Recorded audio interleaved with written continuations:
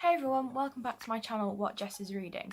So today I'm gonna have a look through the unpopular book opinion hashtag on Twitter. I only just came up with this idea, so that's why I'm sat on the floor in front of my door.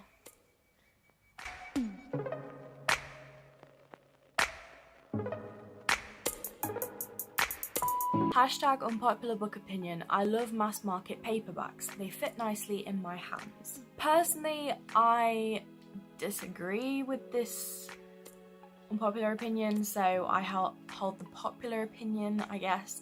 I just don't like mass market paperbacks because the font is so small, so it takes me forever to get through them, and I don't like picking them up. And also, I have a thing about chunky books. I find them too intimidating and daunting, so I just never go for them. As for the part about fitting nicely in your hands, fair enough. Hashtag unpopular book opinion from @Samantha_K_R_. I strongly dislike millionaire/billionaire love interests. I disagree with this one also. I am an avid reader of romances, and I particularly like every now and then I'm partial to the billionaire or millionaire. I'm not fussy. One thing I would like to see more of is female heiresses, and I have seen a few of those floating around, but the overwhelming majority are millionaires and billionaire male love interests. Also, let me know, not that I get much feedback, but let me know if you think that I should do a video on my favourite romance tropes, because I'd really love to sit down and write a list about it and then talk about it for a while. But I really do like the billionaire romances. I just think I would say it's a fantasy of mine. It's definitely not a fantasy, but I would say that I think that it's something to aspire to. No, that's not right either. I like seeing how, in the words of one of my friends, Courtney, how they would overcome that barrier in their relationship. Although she was talking about age gap romances there, but it still stands. Hashtag unpopular book opinion. Harry Potter is overrated AF. You know what? Maybe I agree with you there. I can't really speak for that, I suppose, because I never actually read the books. I've read the first book and I've seen all the films. I'm just kind of sick of hearing about it all the time, so I guess that is a really unpopular opinion because most people have it woven into the fabric of their being. Eleanor and Park is better than Fangirl. I agree with that opinion. I genuinely do agree that it's an unpopular opinion because I think so many people proper hype up Fangirl. I recently donated a load of books.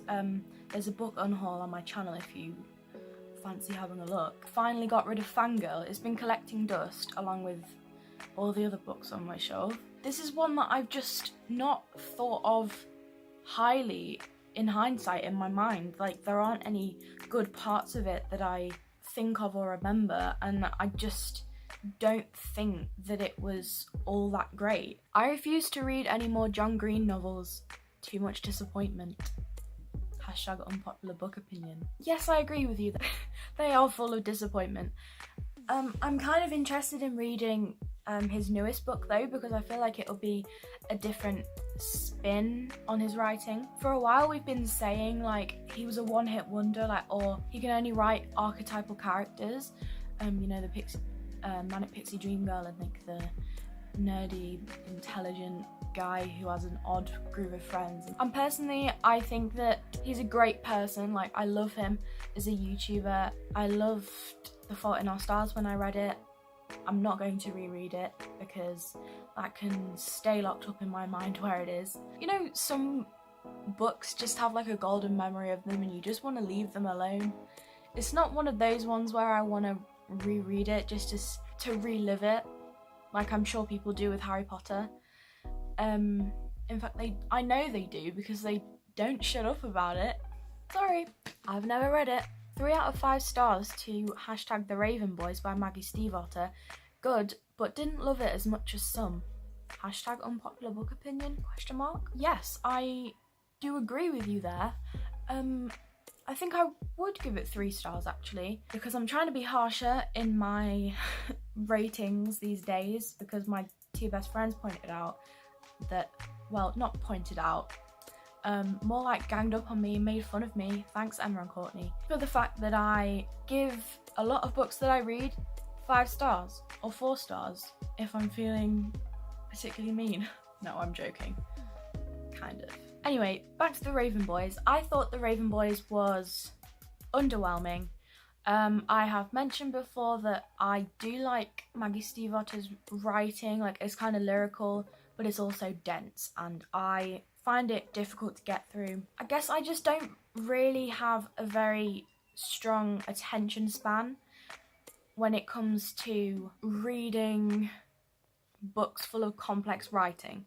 So I don't put myself out there in terms of reading classics either. I just claim that I don't enjoy them because I never stick with one long enough, unless I was forced to read it in school, and then I kind of got a lot out of it. I didn't think the Raven Boys was as good as everyone makes it out to be, and certainly not good enough for me to pick up the next book in the series. I don't really understand the hype around the Throne of Glass series. I agree with you. I have once again only read the first book. I am very tempted to make a video that I see a lot on BookTube, which is series I won't finish, purely because most of the time the first book is cheap, so I get it, and then I don't care enough to spend full price on the next book in the series. I'm just not a series kind of person.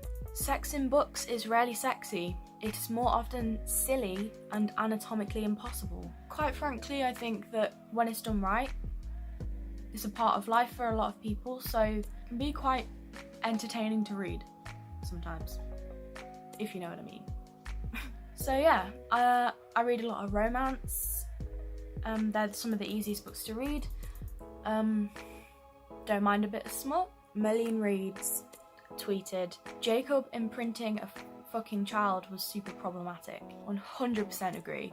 I never understood why that was normalised and made to be okay. And a lot of people would try and rationalise it by saying, oh, it's paranormal, it's fictional, it's clearly made up. But someone came up with that in their head and fucking decided to write that on a page and give it to teenagers. It was one of the reasons why I always felt weird about Jacob. Like, when I think about it now, I wouldn't be proud to align myself with either Edward or Jacob. And the fact that Renesmee wasn't even born yet. What the fuck? That popular girls are bitchy and vapid compared to the girl who sits in the corner and reads. Like, that needs to go walk off a pier. It's actually to the point where it's very annoying when a character is portrayed as the stereotypical mean girl. I honestly hate it because people don't talk like that in real life. They don't act in the way that writers love to write them as. Someone said, also, being unpopular immediately makes you interesting and complex, but being popular is the opposite. Okay, completely agree, but there aren't nearly as many books written about the popular people because they don't have real problems like the rest of us. Hunger Games and Divergent did not live up to the hype. I have not read Hunger Games, in fact I got rid of them not long ago, having not read them.